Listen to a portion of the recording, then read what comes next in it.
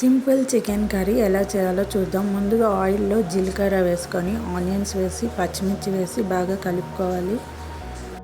ముందుగా chicken wash చేసుకొని చికెన్లో కారం, పసుపు, సాల్ట్, జింజర్ గార్లిక్ పేస్ట్ వేసి బాగా కలుపుకొని అది ఆనియన్స్లో వేసుకోవాలి.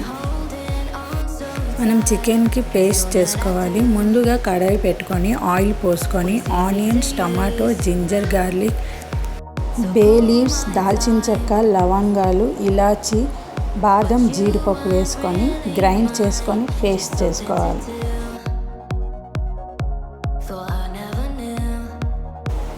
ఆ పేస్ట్ని చికెన్లో వేసుకొని బాగా కలుపుకోవాలి. చికెన్ బాగా ఉడకాలి.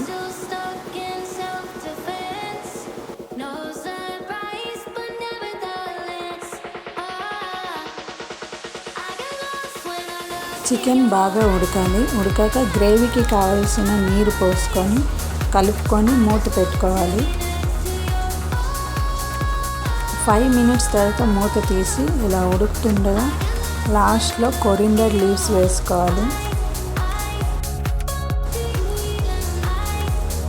కస్తూరి మేతి వేసుకొని బాగా కలిపి కుక్కర్ని 3 విజిల్స్ వచ్చేలా చూసుకోవాలి. 3 విజిల్స్ వచ్చాక స్టవ్ ఆఫ్ చేసుకొని సర్వ్ చేసుకోవాలి. Simple chicken curry ready. Cooker pressure పోయాక మూత తీసుకోండి. చికెన్ బాగా ఉడికింది. మా పాపకి చాలా బాగా నచ్చింది.